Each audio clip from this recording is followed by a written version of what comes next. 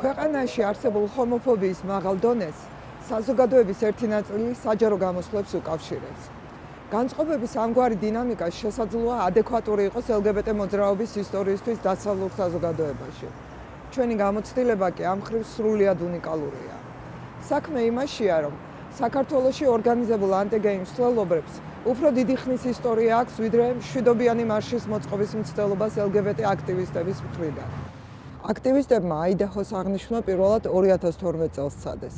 პირველი ანტი-გეი გამოსვლა კი 2007 წელს გაზეთ ალიას მიერ გამოქვეყნებულ ცრუ ინფორმაციას მოჰყვა თბილისში დაგეგმილი გეი პრაიდის შესახებ. იმ წელს გაზეთმა ალიამ რამდენჯერმე გაავრცელა მსგავსი ინფორმაცია, თუმცა ხმაური და მძვინვარება სწორედ იმ სტატიას მოჰყვა, რომელშიც ჟურნალისტმა მითიური პრაიდის ხელშეწყობაში მაშინდელი ხელისუფლება დაადანაშაულა. რეალურად აჟიოტაჟი მოჰყვა კამპანიას ყველა განსხვავებული ყველა თანასწორი, რომელიც ევროპის საბჭოს თითქმის ყველა ქვეყანაში ჩატარდა და ზოგადად ტოლერანტობის კულტურის გაძლიერებას ისახავდა მიზნად. აქციის ორგანიზატორთა და ევროსაბჭოს წარმომადგენელთა განმარტებების მიუხედავად, სიმართლის მოსმენა არავის სურდა. ჰომოფობიური ისტერია ნელ-ნელა გასცდა გაზეთის ფურცლებს და ერთ-ერთ ცხელ თემად იქცა საზოგადოებისთვის. ოპოზიციურად განწყობილი პოლიტიკური ძალები ერთხმად ადანაშაულებდნენ ხელისუფლებას ქართველი ხალხის გადაგვარებისა და გარყვნის მცდელობაში. საქართველოს საპატრიარქომ კი სპეციალური განცხადება მიუძღვნა გამოგონილ გეი პრაიდს. სანამ გამოგონილი აღლუმის მოწინააღმდეგეთა ერთი ნაწილი პრესკონფერენციებს მართავდა, მეორე ნაწილი რატომღაც ვერ იბახთა ნელოდებოდა აღლუმის მონაწილეების გამოჩენას, როგორც თვითონ ამბობდნენ მათთვის სხვირპირის დასაჟირად. გეი აღლუმი, რომ ალიას შემოგდებული საგაზეთო იყო, მალევე გაცხადდა, მაგრამ ამის მიუხედავად მედიასა და სოციალურ ქსელებში კიდევ დიდხანს გრძელდებოდა საუბარი იმის თაობაზე, თუ ვინ როგორ დაარბევდა არარსებული მსვლელობის მითიურ მონაწილეებს. ჰომოფობიური ისტერია მაღალი პოლიტიკური დივიდენდების მომტანი აღმოჩნდა პოლიტიკური ძალებისთვის, რომლებიც საკუთარ ეროვნულობასა და ტრადიციებისადმი ერთგულების დემონსტრირებას სწორედ ანტიდასავლური რიტორიკის მეშვეობით ახდენდნენ. ვერასოდეს მე ვერ მივიღებ ჰომოსექსუალიზმის, ასე ვთქვათ, პროპაგანდას, ინცესტის დაკანონებას. მას შემდეგ ამომრჩეველთა დაშინება გარყვნილი ევროპით, გამოგონილი გეი პრაიდების დაანონსება და პრევენციული გამოსვლები ქუჩაში ყოველწლიურ ტრადიციად იქცა. გამოგონილი გეი აღლუმები კი ჟურნალისტებისა და პოლიტიკოსების გემოვნების მიხედვით ხან ფოთში უნდა ჩატარებულიყო, ხან ქუთაისში და ხანაც ბათუმში.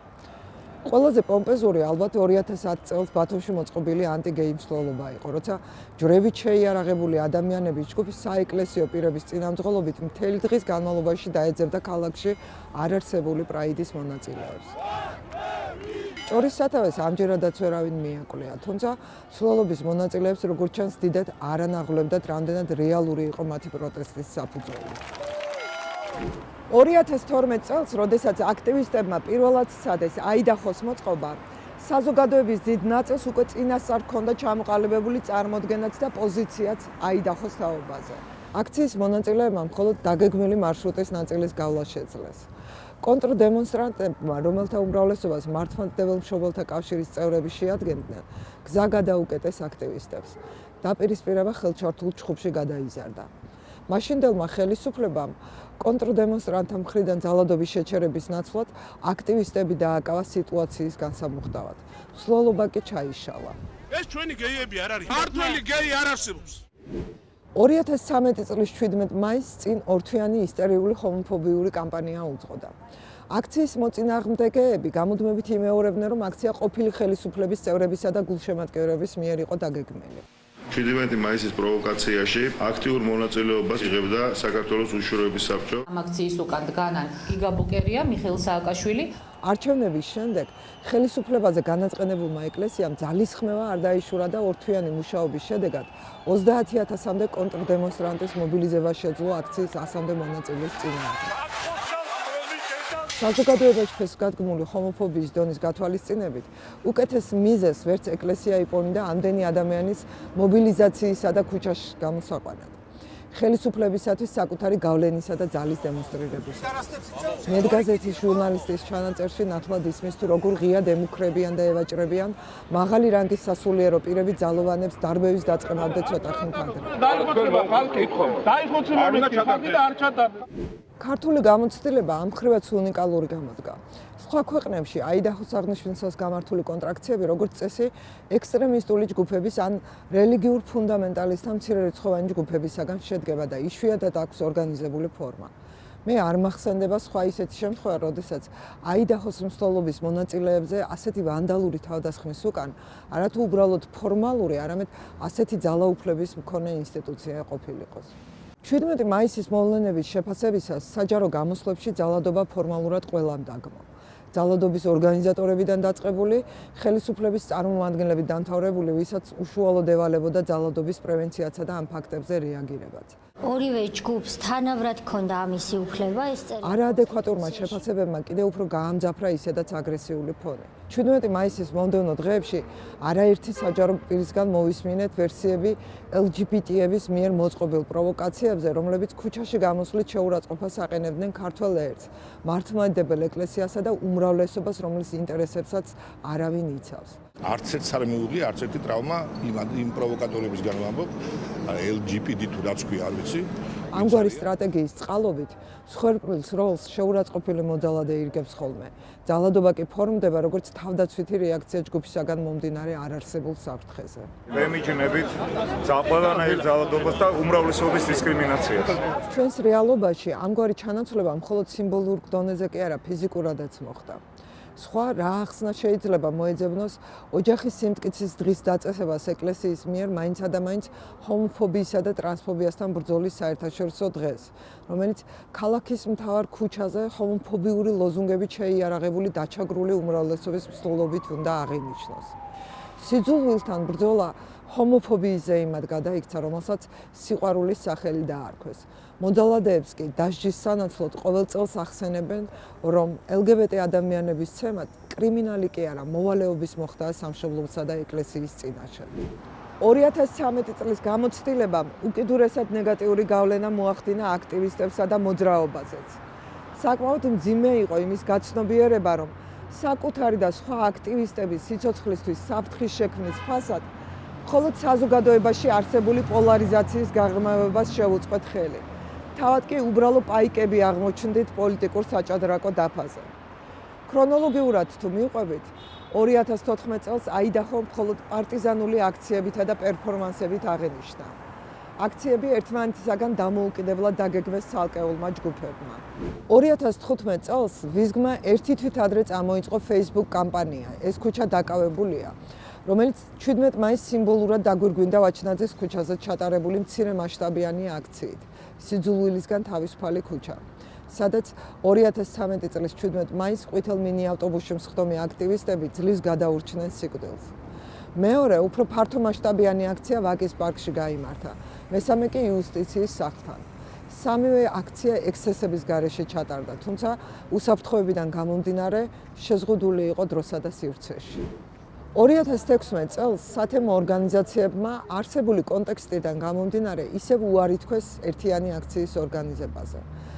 აიდაჰო ისევ ცალკეული ჯგუფების მიერ მოწყობილი პერფორმანსებითა და პარტიზანული აქციებით აღინიშნა.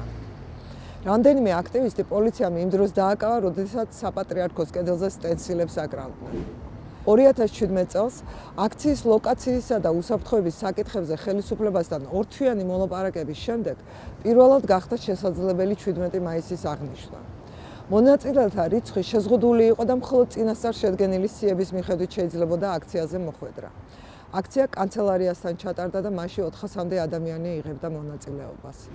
2018 წელს აქციის ღიად დაანონსების მიუხედავად ხელისუფლებისგან მაინც მივიღეთ უსაფრთხოების გარანტიები. თუმცა მოვლენებმა, რომელიც წინ უძღოდა 17 მაისს, იგულისხმება პოლიციელების შეჭრა კლუბ ბასიანში და პარლამენტთან გამართული აქციის დაშლა, კითხვის ნიშნის ქვეშ დააყენა აქციის ჩატარების მიზანშეწონილობა. პოლიციის მხრიდან ძალის გადამეტების გამო პარლამენტის წინ გამართული საპროტესტო აქცია, რომელსაც სრულიად კონკრეტული მოთხოვნები ჰქონდა ხელისუფლების მიმართ, საზოგადოების წევრებს შორის იდეოლოგიური დაპირისპირების კერად იქცა. ხელისუფლების მხრიდან ზეწოლის გარდა აქციის მონაწილეებს არაფორმალური ჯგუფები დაუპირისპირდნენ. ღმერთის სახელით მოძალადეებს ექსტრემისტული ჯგუფები ჩაენაცვლნენ, რომლებიც არც ფაშისტური სიმბოლიკის ღიად გამოყენებას ერიდებოდნენ და არც ძალადობრივ მოქმედებას. კიდევ უფრო საგანგაშო იყო ის შეფასებები, რომელიც აქციის მშვიდობიანად დაშლას მოჰყვა. ცალკეულმა პოლიტიკურმა აქტორებმა კიდევ ერთხელ დაგვიდასტურეს, რომ მათი პოლიტიკური დღის წესრიგი უფრო მნიშვნელოვანია, ვიდრე აქციის მონაწილეთა სიცოცხლე და უსაფრთხოება. გადაწყვეტილება აქციის გაუქმების შესახებ ჩვენც მძიმე დებატების შედეგად მივიღეთ. წინა წლების მსგავსად, 17 მაისის დაგეგმვის პროცესში პოლიტიკურ პარტიებთან აფილირებული ადამიანების ჩარევამ კიდევ უფრო გაამწვავა აქტივისტებს შორის არსებული უთანხმოება და სრული კონსენსუსის მიღწევა ვერც ამჯერად შევძელით. განცხადება გვიან ღამით გავავრცელეთ. მეორე დღეს კი სპონტანურად დაგეგმილმა აქციებმა საშუალება არ მოგვცა თემის უფრო მეტი წევრი ჩაგვერთო ამ აქტივობებში. წინადღეთ გავრცელებული პრეს-რელიზის მიუხედავად, კანცელარიის წინ შეკრებილი მხარდამჭერების ერთი ნაწილი, რომელიც იმედგაცრუებული დარჩა ჩვენი ბოიკოტით, Facebook-იდან და ტელეკრანიდან გვამუნათებდა თემის წევრებს. ერთმანეთის სიცოცხლეზე ზრუნვას კი პოლიტიკურ სიბეცედ და უმწიფრობად გვითვლიდა.